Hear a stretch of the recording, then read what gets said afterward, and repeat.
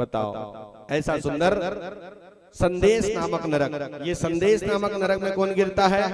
जो चोरी करता है, बलात्कारी करता है, सोना चांदी को चुराता है, ऐसे व्यक्ति ये संदेश नामक नरक में जाकर के गिरता है। कौन कौन सुने हो जी गरुड़ पुराण? आप लोग हाथ उठा के बताओ तो कौन कौन सुने हो? सब सुने हो गरुड़ पुराण? नहीं सुने हो कोई? 1 2 3 4 5 6 7 बस, बाकी नहीं सुने हो? देखो सजनों, जो अगर कहीं तन्मयता के साथ गरुड़ पुराण सुन लेगा ना तो लिख के दूंगा व्यासपीठ से, उसको वैराग्य हो जाएगा उस समय। ये मरने के बाद में ये शरीर का क्या क्या गति होती है वो गरुड़ पुराण में लिखा हुआ है। और जो अगर कहीं ध्यान पूर्वक उस गरुड़ पुराण को अर्थक सहित अगर कहीं सुन लेता है ना तो उस समय पर गदगद हो जाता है उसका जीव और कांपना चालू हो जाता है। गरुड़ पुराण में मरने के बाद क्या क्या होता है इस शरीर का गति, उसके बारे में बतलाया है। क्या होता है? अच्छा चलो बताओ, आप लोग जो दीपक जलाते हो, मरने के बाद दीपक जलाता है, जलाते हो कि नहीं जलाते हो? जो स्थान में लेटाया रहता है उस स्थान में जलाते हैं ना? क्यों जलाते हैं उसको? बोलो, क्यों जलाते हैं? सब जन जलाते हैं, महाराजा मन जलावा था, है नहीं? देखो जी, जब यहां से जब ये शरीर को पंच भौतिक शरीर को छोड़ करके ये जीव जाता है ना तो एक अंगूठे के बराबर रहता है ये शरीर। कितना बराबर रहता है? एक अंगूठे के बराबर। और मरते ही वो आत्मा कहाँ निकल जाता है? सीधा उसको चित्र और गुप्त जो है लेकर के कहाँ ले जाता है? सीधा वो यम के दूत जाता है, सीधा डायरेक्ट जाता है, कहीं नहीं रुकता। मरने के बाद शरीर के जो वो जीव है वो ना एक अंगूठे के बाहर होकर के सीधा निकलता है कहां पर? यम के दूत। और यम के दूत के पास जाकर के चित्र और गुप्त, ये जो दोनों बैठा हुआ है यहाँ पर, जो अच्छा कर रहे हैं उसको लिख रहा है चित्र, और गुप्त जो बुरा कर रहे हैं उसको लिख रहा है। तो वहां पर तुरंत फटाक से खाता खोलता है यमराज के सामने, खाता को तुरंत नोटेशन करता है, उसके बाद तुरंत धक्का मार करके फिर वापस भेज देता है उस जीव को, तुरंत वापस भेजेगा।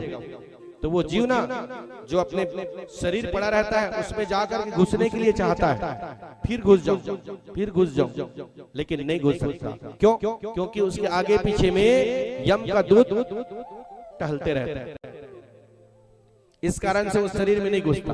तो क्या करता है? वो बरेंडी में जाकर के बैठ जाता है। याद रखना ये शरीर की क्या गति होती है।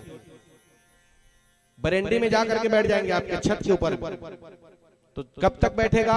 जब तक 10 गात्र नहीं होगा आपके घर का, 10 गात्र क्रिया, तब तक वो बैठे बैठे देखता है वो जीव आप क्या क्या कर रहे हो, उसके लिए क्या दान दे रहे हो, क्या किसको खिला रहे हो, किसको पुण्य कर रहे हो, उसके निमित्त में क्या क्या कर रहे हो, वो बैठे बैठे देखेगा। बोलने की सामर्थ्यता नहीं रहती, क्योंकि प्रेतत आत्मा के मुख एक सुई के नोक के बराबर होती है, इसलिए उसके पास बोलने की ताकत नहीं रहती, बस देखेगा वो बैठे बैठे, वो सबको देखेगा, आप कोई नहीं देखोगे उसको, वो सूक्ष्म रहता है। और जिस दिन आप लोग पूरा 10 गात्र क्रिया करने के बाद में जो झाल फेंकते हैं, समझ गए ना? जैसे खाना उना खाने के बाद पूरा सब खा लेते हैं तब जाकर के फेंकते हैं महाराज झाल, तो उसी दिन से वो जीव चलना चालू हो जाता है यम के द्वार जाने के लिए, उसी दिन से वो जीव जाना चालू होता है। तो जो दीपक जलाते हो ना उसमें ज्यादा तेल नहीं डालना चाहिए। जो एक बत्ती का दीपक होता है ना उसमें ज्यादा तेल नहीं डालना चाहिए, केवल भिगोना बस चाहिए उसको। क्यों? क्योंकि जब तक वो बत्ती जलेगा तब तक के वो उसको एक पैर में खड़ा रहना पड़ता है, एक पैर में खड़ा हो जाता है। जब बत्ती जलते रहता है ना तो जब तक वो बत्ती जलेंगे तब तक एक पैर में खड़ा रहेंगे वो जीव, और जैसे बुझा तो वहीं पर वो विश्राम करेंगे बैठ कर। तो जिसको हम लोग दाल चावल दिए हैं, गौ माता का सुंदर दान किए हैं, बढ़िया सुंदर उसके लिए गद्दा सुपेती पलंग दिए हैं, तो वही पलंग में सोता है। जो दान करते हो ना वो फोकट का नहीं है, उस जीव वही वो जीव पाता है।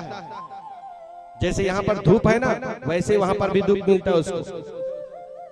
16 गांव को नहाना पड़ता है, 16 नहर है, 16 पुरी। यहाँ से जब जाओगे तो बेमेतरा जाने के लिए कई गांव को नहाकोगे, ज्योरी बीजा बाटा मोरा को ना, तब बेमेतरा पहुंचोगे। वैसे ही ना यहाँ से जाने के बाद में यम के दूर जाने, यम के पुरी जाने के लिए 16 गांव को नहाना पड़ता है, 16 पुरी, तब जाकर के यम के दर्शन होता है।